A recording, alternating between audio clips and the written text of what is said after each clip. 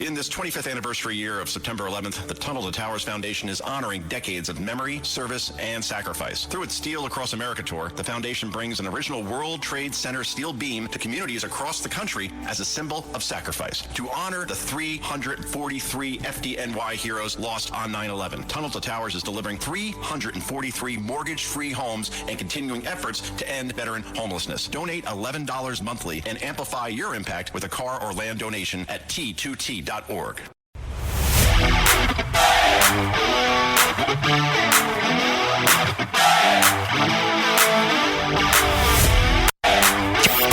He's at war with woke. Joe Concha thinks liberals are a joke. Joe Concha. This is the Joe Concha Show, weekday edition, sponsored by the Tunnel to Towers Foundation. Here's Joe Concha. Welcome, everybody. It's a Thursday night, and it's not even under 60 degrees. Oh, this is beautiful. Oh, one day we got teased. I got to admit it. It was 75 degrees at one point today. Nice.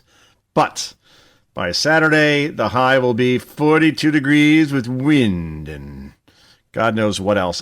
March is a big, big tease. This is what it does. 75 one day, 42 the next day. It's just the way it is, but hope you enjoyed it on this Thursday as we approach the month of April. All right, we're almost home, people. Meanwhile, I want to play this first because I think Brit Hume, my colleague over at Fox, really just nails it every time as far as just having a coherent, lucid perspective on the state of politics in this country. And here he is talking about how DHS funding, this isn't about a standoff over ICE, just like it wasn't a couple months ago when they shut down the government, Democrats did, over Obamacare.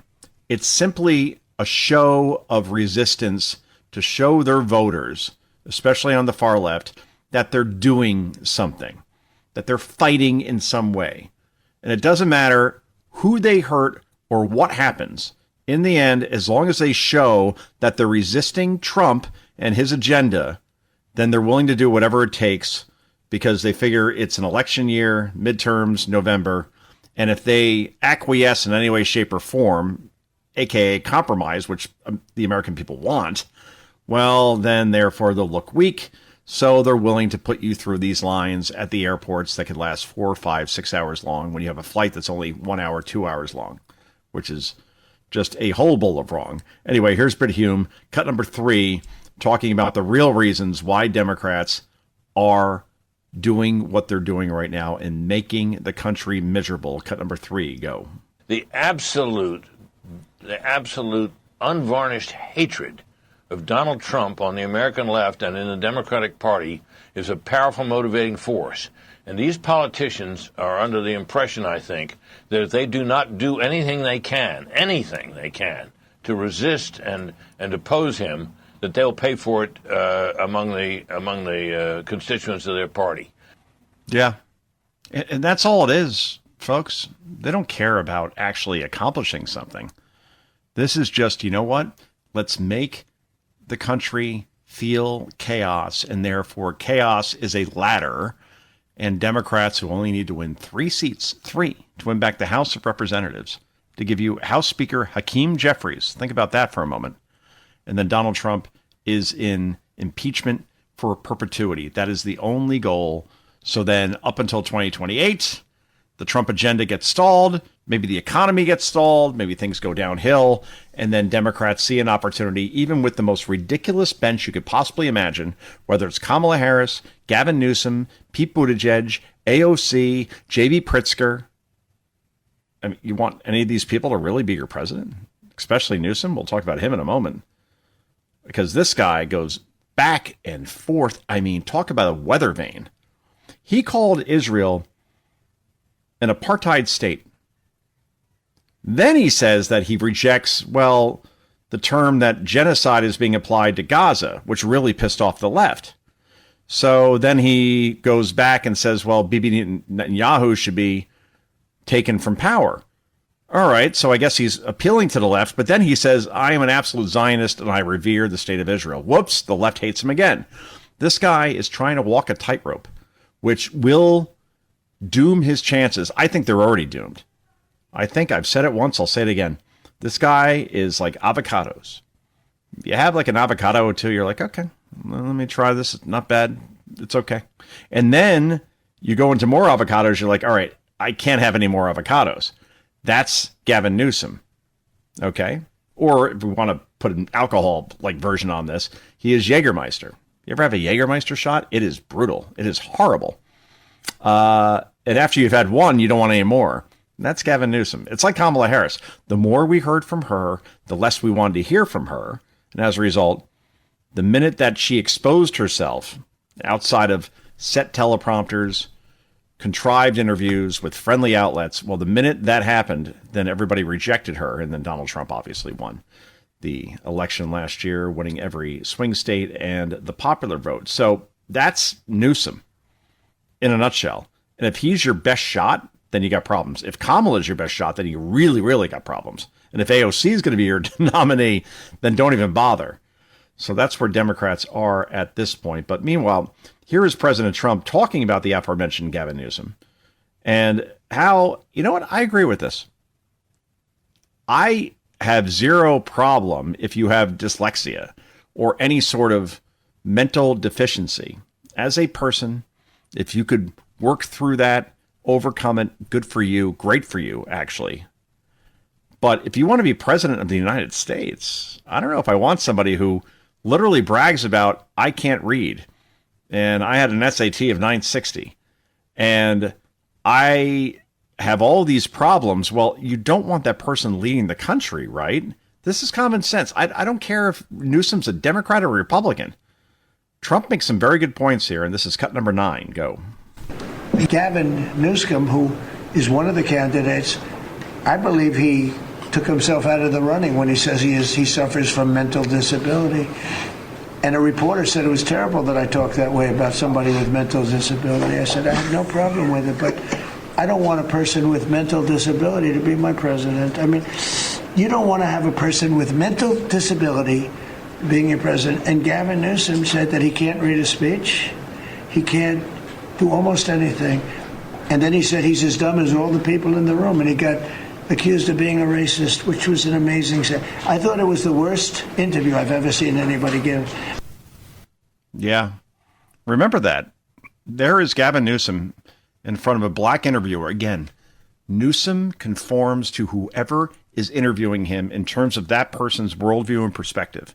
So when Charlie Kirk asked him, before Charlie died, of course, this is back in March last year, 1 year ago, of 2025, how do you support men playing against women in sports? And Newsom said that it was grossly unfair and he was against it.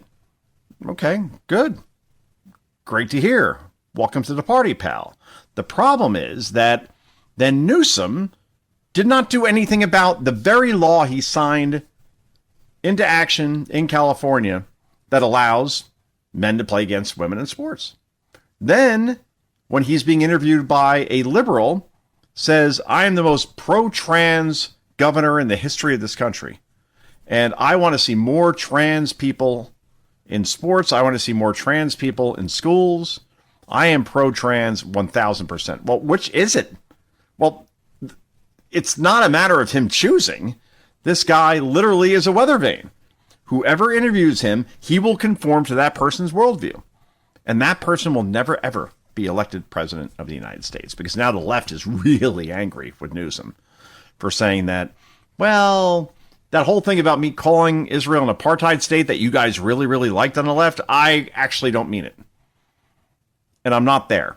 And I actually am a Zionist, and I am totally and completely in support of Israel. Ooh, boy, that's not good when you're the far left. The squad version of the party will never, ever vote you in a primary. It's that simple. So Newsom wants to be a centrist, but at the same time win the primary, which means he has to go far to the left. And this is an impossible dance to execute on. That is certainly for sure. Anyway, you hear what happened out at USC? The University of Southern California, the former home of OJ and plenty of other great players. You know, Matt Leinart and Reggie Bush. I can go down the line as far as like great USC players.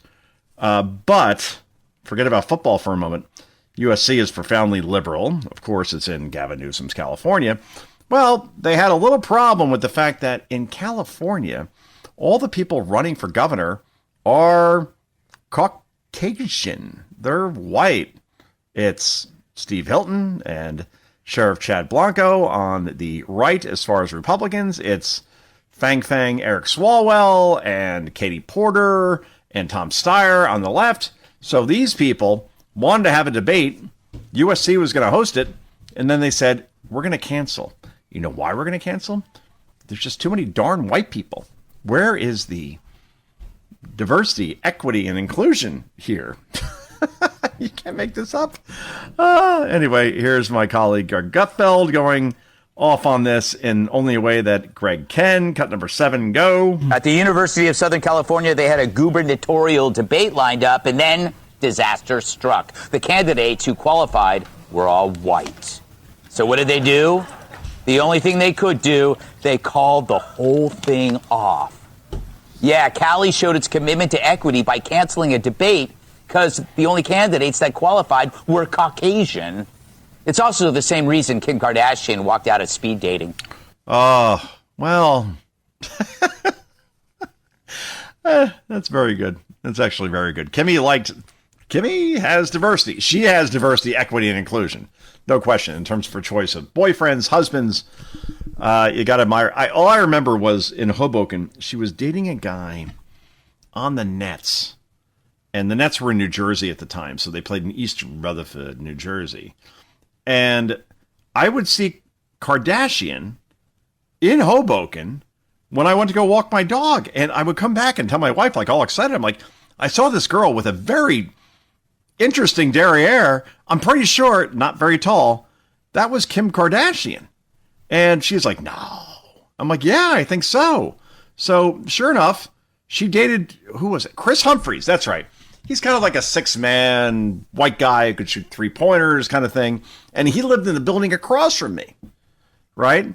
So I guess she went down the white route before she went to like Kanye and another route. But good for her. She's got options. Not a lot of girls have those kind of options. Either way, what I'm noticing is that she normally goes tall. And tall means, well, a lot of things, I guess. I'm 5'9". Not tall. Not short. But anyway. Can I go to break? I think I should. But before we go to break, let's go to Don Rickles. Cut number 12.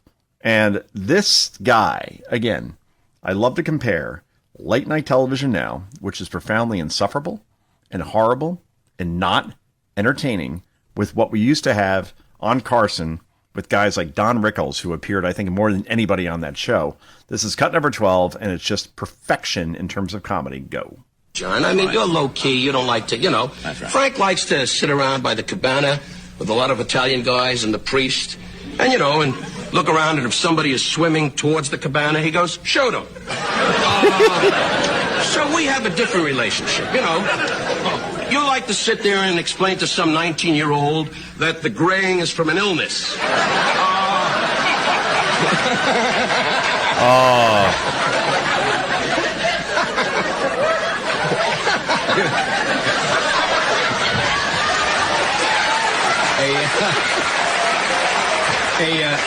A problem you will never have. See, that back and forth, Rickles had no hair, basically, so Johnny was ready there. But again, have we seen that? In so many years, we have not. And that's what we're missing. That's why Carson used to draw 12 million people a night. And that's why Colbert and Kimmel and Myers basically have more employees than they actually have viewers at this point. Anyway, this is Joe Concha. This is Concha at Night. We have a lot of listeners here that I do know. I've seen the ratings. Back with so much more in just a moment. Where liberalism is a no-go. The Joe Concha Show, weekday edition. Sponsored by the Tunnel to Towers Foundation.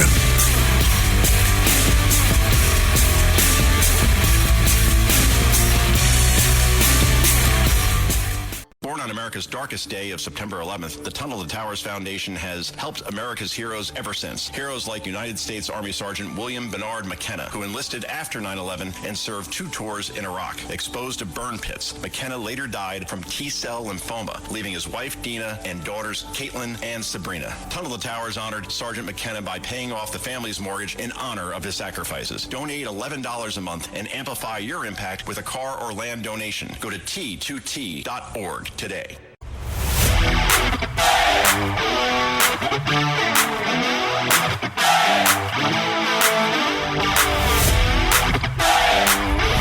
This is the Joe Concha Show, weekday edition, sponsored by the Tunnel to Towers Foundation. Here's Joe Concha.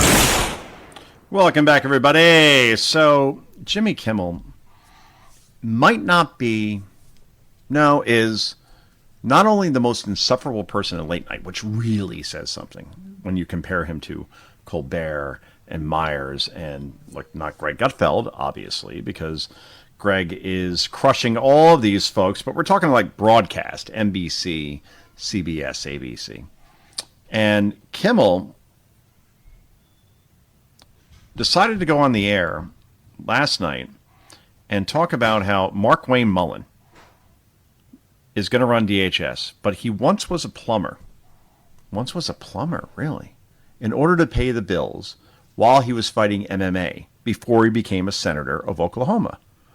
That is admirable stuff. I mean, I don't know if you ever try to fix a leaky pipe and get under there and know what to do in these situations, but all I know is my brother runs a contracting school in Paterson, New Jersey. If you live in the New York area, you know Paterson ain't the most pleasant place in the world in terms of income, in terms of just crime and all those other things. There's great people there, don't get me wrong. But he is now running a contracting school where plumbing is one of the most popular places to go as far as if you want a job and you want to get paid really well and there's demand. Well, that's what you do at this contracting school that my brother runs. And sure enough, there are more plumbers now in the world as a result. Ever try to get a plumber? Because it's really, really difficult because they are overworked and can't handle the amount of demand that comes in. Anyway, let's play Kimmel. This is cut number 22, and this is just so condescending and pious, but it is typical of the Pope of late night, Jimmy Kimmel. Cut number 22, go. He is the now former senator of Oklahoma. Before he was elected to the Senate, Mark Wayne Mullen was a low-level MMA fighter and a plumber. That's right. We have a plumber protecting us from terrorism now.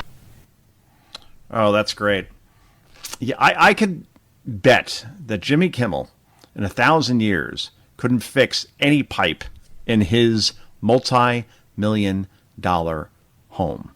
This guy probably pays somebody just to put on a shower for him on a daily basis.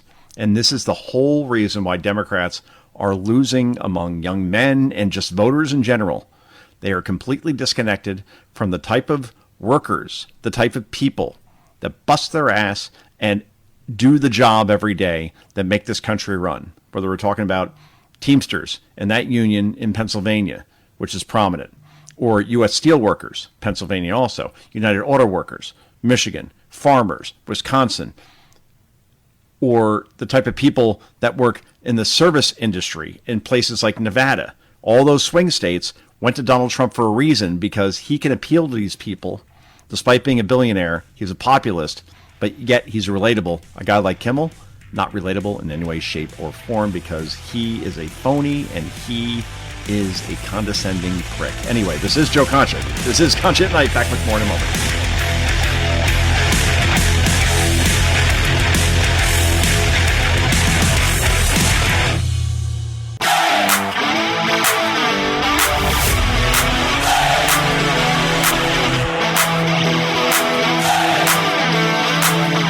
It's the Joe Concha Show, weekday edition. Joe Concha. Sponsored by the Tunnel to Towers Foundation. Here's Joe Concha. All right, well, down in Philly and in New York, New Jersey, well, parts of New Jersey, we really don't like Philly all that much. I think they're the fans I've met, Flyer fans, Eagles fans, Philly fans, good people. But the people leading that city, just like in Chicago, just like in New York, are profoundly horrible people. And they have allowed a city like Philadelphia to have protesters like you're about to hear, literally like steps away from like the Rocky statue at those famous steps where Balboa runs up. In Rocky 1, he can't even get up the stairs. That's how out of shape he is. Not good when you're a boxer and you're a chain smoker at the same time. Not good, as you saw in Rocky 1. And then eventually Rocky and like Rocky 4 can like, run up Mount Everest like he did in Russia. Interesting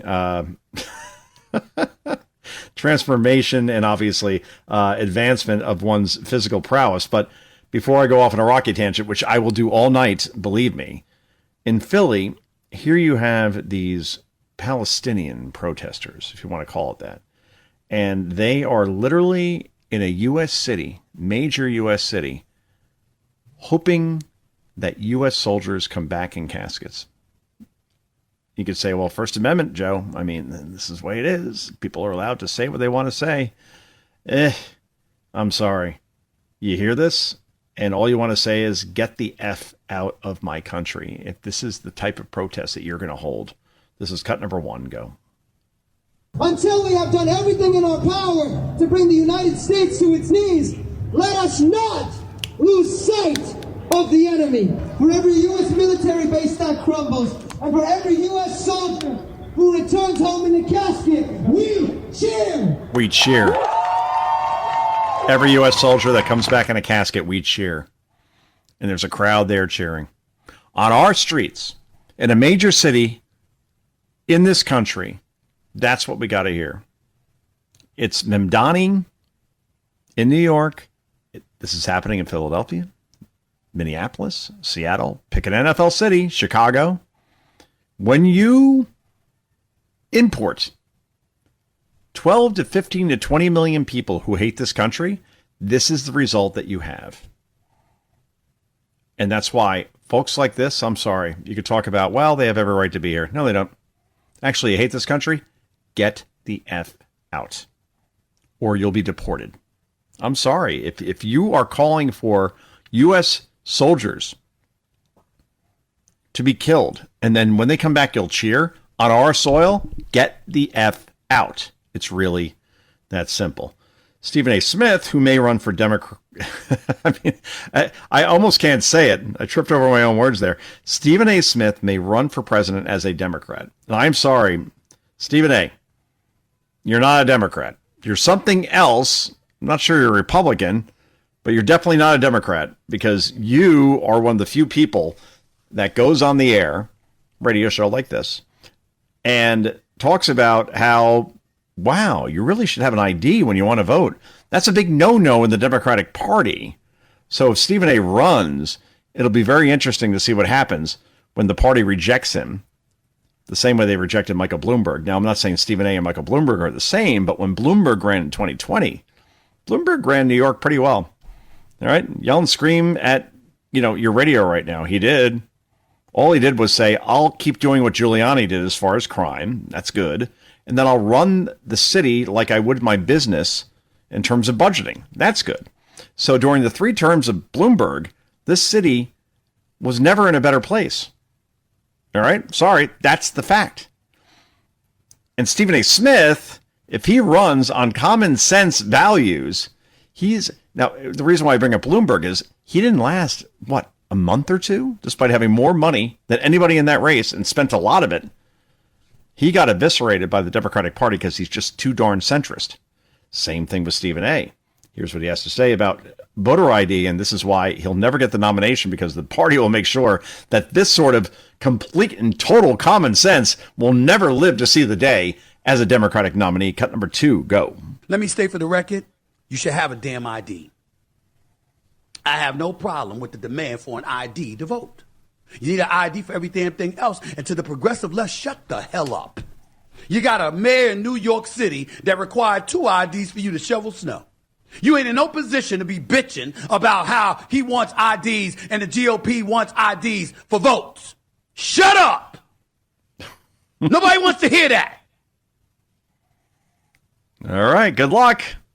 I'd love to see this guy on a stage with Newsom, AOC, Buttigieg, Kamala, because Stephen A., love him or hate him, sports guy his whole life. the guy can make an argument, and he could do it in a very performative way that is very convincing. So just for the entertainment value, and especially for this show, for clips like this, except in a debate, I would love to see a Stephen A. Smith on stage during a Democratic debate against the rest of the Democratic field, which ain't good. We'll put it that way. Anyway, my friend Dan Bongino, he is back on Fox News. Ran number 2 at the FBI for a while. He always said he'll do it for a year, and that's exactly what he did. He stayed for a year. He went in there to try to change things. Obviously, a big old mess. Anyway, I think this is the perfect perspective on Democrats in terms of what they want to do in terms of power. It's not to help you as a voter, as a citizen. That's certainly for sure. This is cut number 24. Go. They want, wait, one more thing I don't want the American people to forget about. You know, the Democrats love talking about big government, how there's such a benevolent force in your life, and yet they use it to screw you every single place they do it. Remember the last shutdown? That was over Obamacare, that they told you would make the cost of health care cheaper. Then they shut down the government because they needed more taxpayer money to pay for the Obamacare they said would be cheaper. And did anyone in the media cover that? Outside of, right-leaning media sites? Nope. They ignored the whole thing. Exactly right. Precisely. Absolutely. They ignored the whole thing.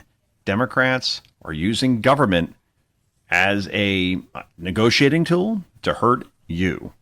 They do not care about opening up the government again, making sure that airports are not only safe, but you're not on these lines anymore. It's very, very obvious at this point. But the problem is that we have a Chuck Schumer, who is the minority leader in the Senate, thank God.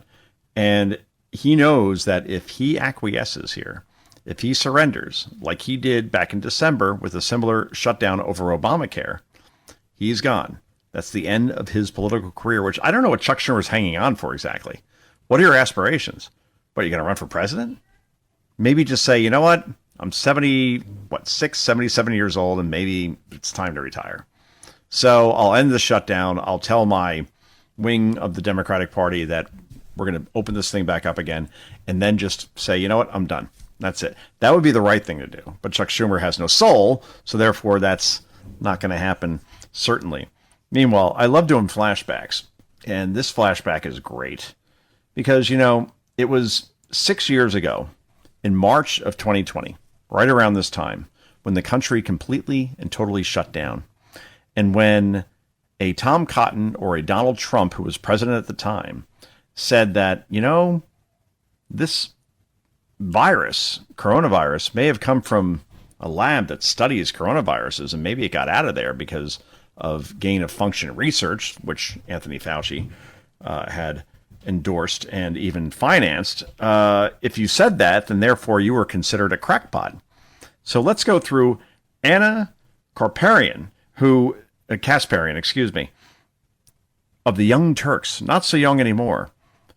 And this literally is everything you need to know about media, because here in 2020, she says that this conspiracy that it came from a lab is utterly ridiculous. And then pretending like she never said it 3 years later, wonders, how did we even get here? Will we even believe that it came from a wet market? I swear to God, this is the same person, and this is awesome in terms of not hyperbole. What's the word we're looking for here? Contradiction. Thank you. Cut number 15 and 16, back to back. Go. And he continued to push a conspiracy theory that has already been debunked by our intelligence community. This whole notion that the coronavirus was developed in a Chinese lab. That has been debunked.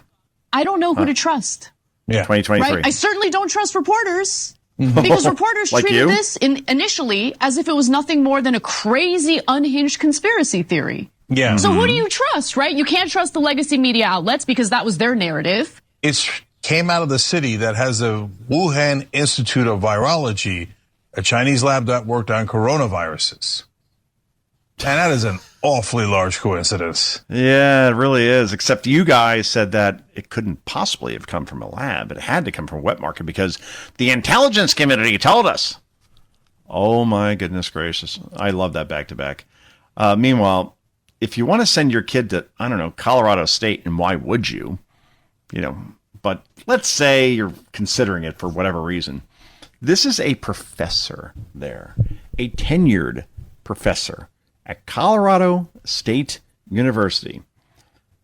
And I'm guessing she's trans based on this whole screed that she goes with here. But again, these are the people that you want to go to Colorado State, even like a school like that, state school, it's going to cost you, let's see, $40,000, $50,000 a year, $200,000 over 4 years. That's before taxes.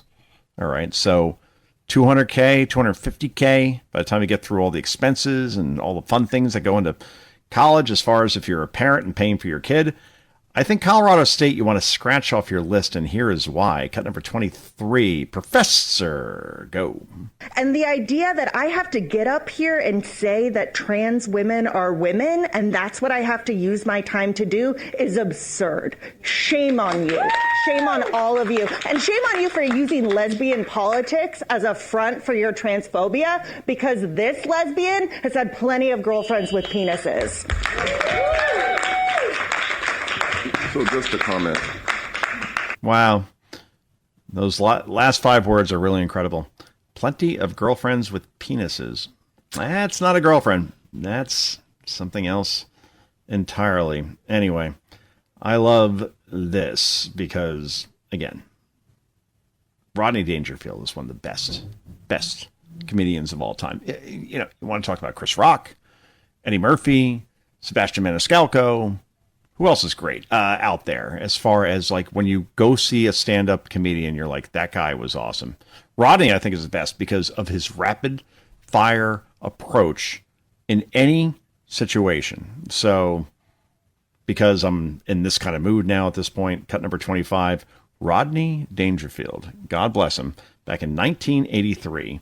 And this is basically 10 jokes in 40 seconds. He's that good. Cut number 25, go.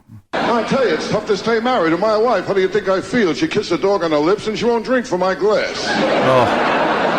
I mean, there's always my wife's father. He just moved in too. Has electronic pacemaker. Every time he sneezes, the garage door opens.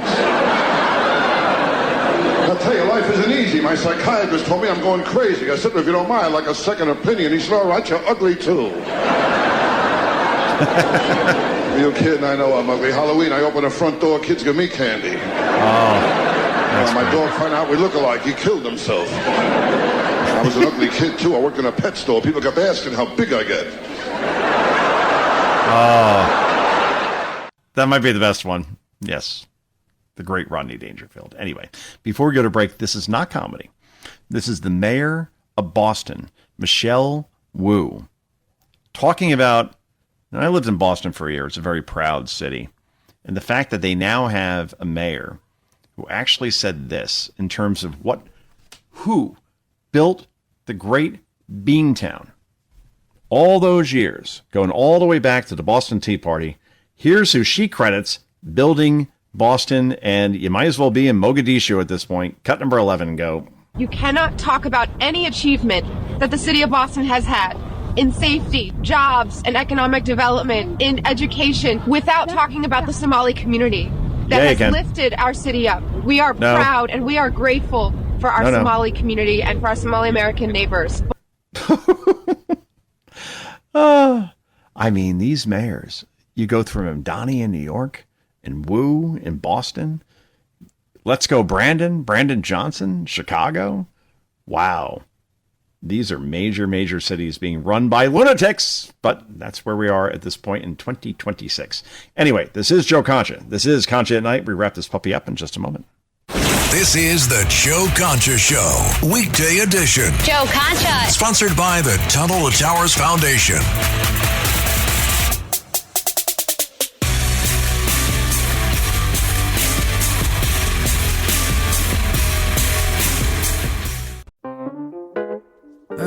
Are you stuck staring at your W-2? Are tax refund worries holding you back? You probably have FOMO, the fear of messing up.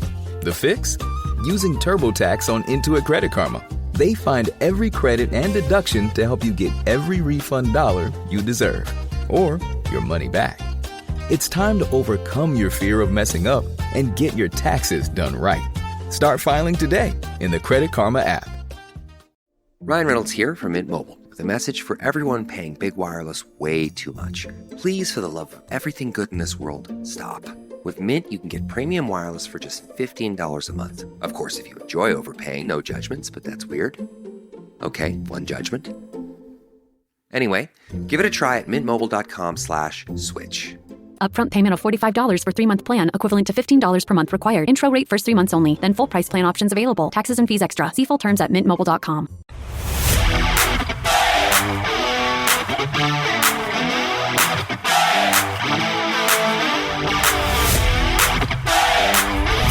This is the Joe Concha Show, weekday edition, sponsored by the Tunnel to Towers Foundation. Here's Joe Concha.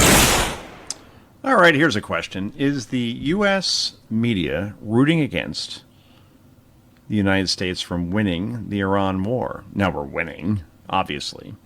This is like, I don't know, NFL game 78-2? I don't know. What do we want to call this at this point? Because when you look at the facts, I mean, I saw one story today comparing the Iraq War with the Iran War. The Iraq War, 2003, we had 4,400 U.S. military deaths. The Iran War, now, 3 weeks old, 13. And that's not to diminish anything. I'm just comparing numbers in terms of wars, right? So 4,400 versus 13. We honor all of these soldiers, these servicemen that sacrificed their lives to keep America safe. Now, when you look at everything that's happening right now in terms of our objectives, I mean, it is like a knife fight in a phone booth. We are winning, and we're winning quite easily. So the Iran War and the Iraq War, to compare the two, is like 31 flavors of delusion. It's intentional, by the way. I mean, when you look at the fact that the Iranian Navy is completely obliterated. Iranian leadership, we're not just talking the varsity, but the JV, completely obliterated. When you look at their ability to launch ballistic missiles, ICBMs, obliterated.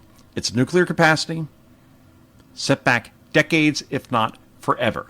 And then when you look at the world overall, Venezuela, Maduro is currently in court in New York. The former illegitimate president of Venezuela will go to jail for life because now Trump was able to do a snatch and grab, the U.S. military was.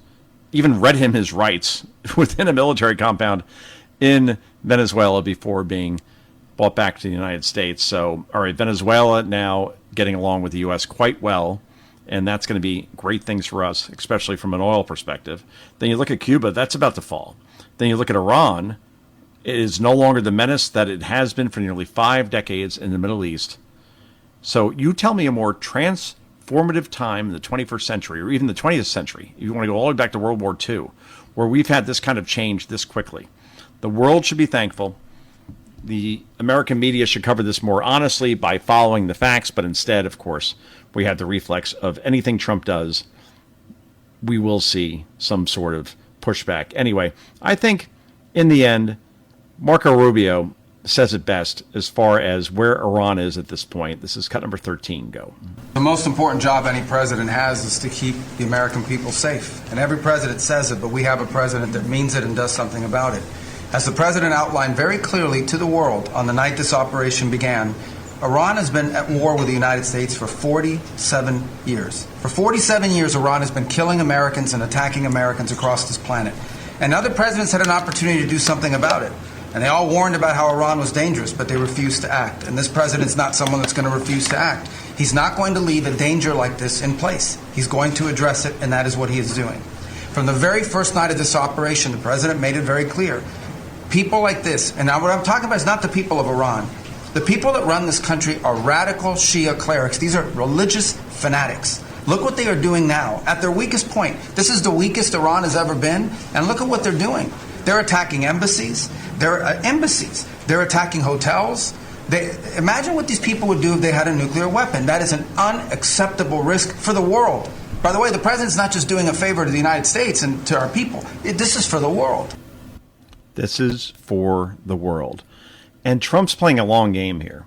Now, maybe with the midterms, this might have a negative effect ultimately if gas prices don't come back down, which I think they will. Strait of Hormuz will be reopened, and I think we go back to where we were before the war. All that said, Trump is thinking more, you know what? While I have the time in office, I need to accomplish defeating Iran, limiting Venezuela as far as being an adversary to this country, Cuba, and then my legacy 10, 20 years down the line, he'll be seen as perhaps the greatest Republican president we've had in the last 100 years. And we leave it there. Anyway, this is Joe Concha. Concha at Night. We're back tomorrow night at 9 p.m. Eastern Time on WABC and on stations around the country. Also listen to us wherever you get podcasts. You want to listen to this, you just caught the end. Hey, I'd love to hear the whole show. Wherever you get podcasts, download it. Boom, you're on your way. Anyway, we'll see you again tomorrow night. Until then, I got 2 words for you. Bye-bye.